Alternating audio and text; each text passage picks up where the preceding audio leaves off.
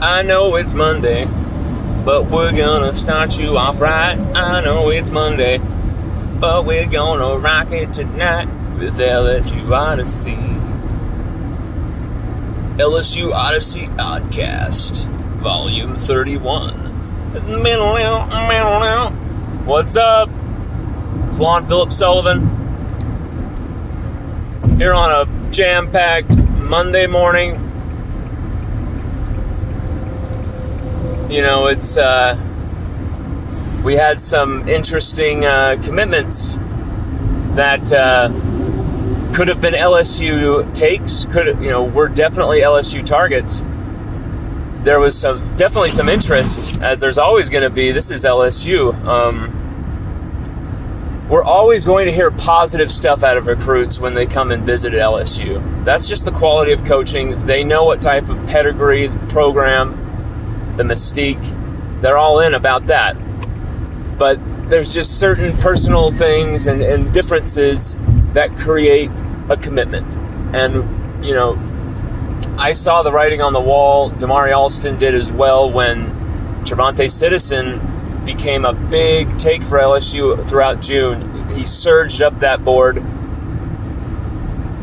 I always thought that he was going to go to LSU. I don't know why it was so surprising that there was a successful visit in June and a successful recruiting for Citizen in June. I thought that was going to be a given. But anyway, when Citizen committed, I still thought, perhaps Alston, but still kind of went down a bit on that. And I heard, Brian Harsin is really going hard. Auburn is really going hard at him. And I was like, okay, well, I expected that, great running back, and great running back tradition at Auburn, of course, no problem, yeah. And I looked into it, and wow, it was more serious than I thought. I thought Florida State was the main contender there, but Auburn was really pulling in. And it seems like LSU are more focused on Citizen and even flipping Le'Veon Moss. So I changed my pick from, Alston. I thought he could come to LSU. I didn't have any concrete evidence. I just thought, he could be a good pick because he would fit everything in our system. Great, legit running back. Has all the tools, etc. But I think LSU's Kevin Falk has a vision, and I think he went with that. And that includes Trevante Citizen and Le'Veon Moss. And if not Moss, they'll see what they can do with Kendrick Law, perhaps moving to running back if he'll commit, which seems likely at this point. But, we said Damari Alston to Auburn. It happened. And then Sean Murphy, linebacker. We thought, hey, he could come to LSU, but we weren't as high on him to LSU as others were. I felt like here's another strong safety playing linebacker. 6'2", 215, I believe, was the measurables on Sean. Perfect strong safety type of player. And LSU has a plethora of guys with multiple year eligibility who fit that frame.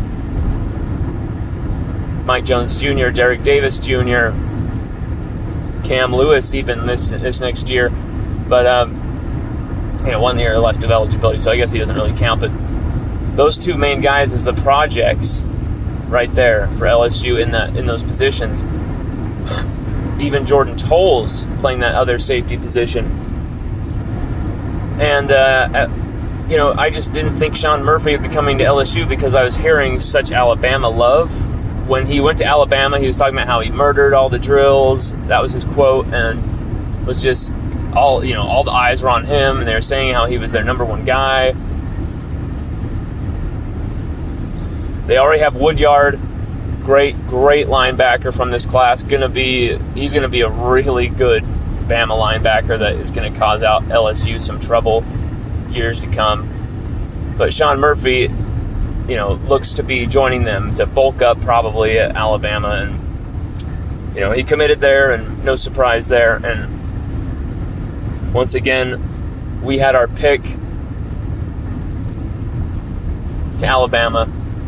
We were thinking there was some love with LSU and Blake Baker, but just because they're high on LSU when they come visit doesn't mean anything, as we see. That's why we changed the pick to Alabama. And, of course, it happens. Nick Saban gets another potential LSU target. But, no harm, no foul. As long as LSU can get Harold Perkins,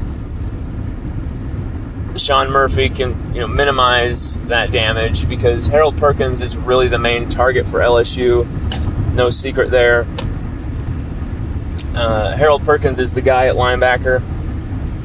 He has the body already. This guy can be a day one contributor from the linebacker position. He reminds me of a lot of different linebackers, kind of all in one package. He's legit.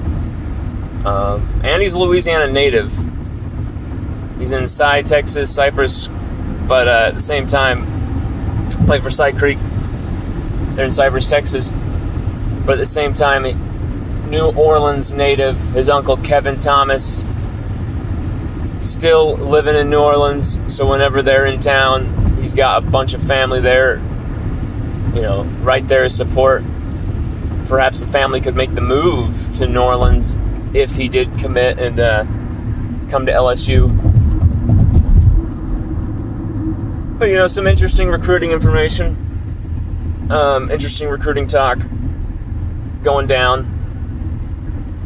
Flipping of Le'Veon Moss potentially out there. I don't know. This could happen. Never say never in college football with recruiting, especially. There's some rumors going around about the whole Le'Veon Moss commitment that are unsavory. I'm not sure if I should get into them. I'm not sure if I should speak on them.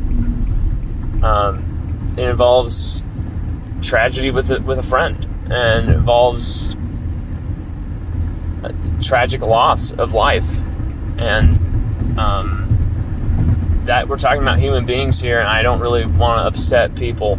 I don't really want to cross that line, but that's at play, and that might be a reasoning why, he could be flipping back to LSU. Was the reason that he originally committed to Alabama, but it could be a reason for him flipping back. This is still a developing story. I don't see Le'Veon Moss making a final decision until the last second. This is going to be a long saga. He's a great player. Great, even better young man. I see people on forums talking their talk. And sometimes you guys need to shut your mouths about certain, things that you don't have no clue about. Leave the young man alone. Moving on, I wrote I labored over this piece for some time. LSU at a Crossroads. It's there live now on LSUODYSSEY.COM. It's a piece that was not fun to write, but it was a piece I felt compelled to write after SEC Media Days because of some of the conjecture I saw going around about Coach Orgeron's comments, his lack of comments about certain things, and just about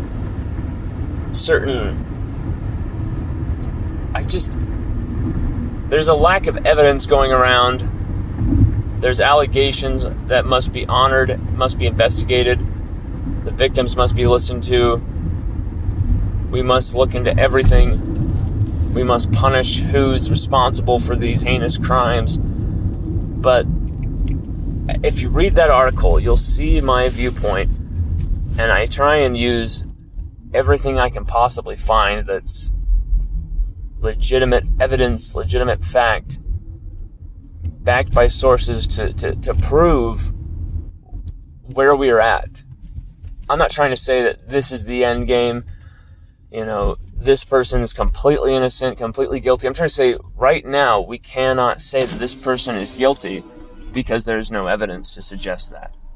We have to be realistic here. We have to be innocent until proven guilty. And I see a lot of the sickness of cancel culture. I see a lot of the alienation of people once something happens and stories are put out, things like that. And I want to remedy that in a way, kind of flip the script on that, try and change the narrative, try and say, hey, we don't know everything, we don't know what's going to shake out at the very end here. We could possibly be wrong at this point. Maybe there is evidence, but we haven't seen it. And I want to see that smoking gun if there is one.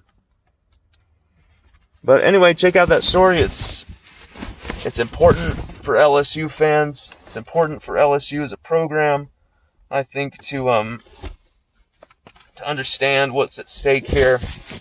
And it is us against the world. And I think we need to embrace that and go full on in. Let's go, baby.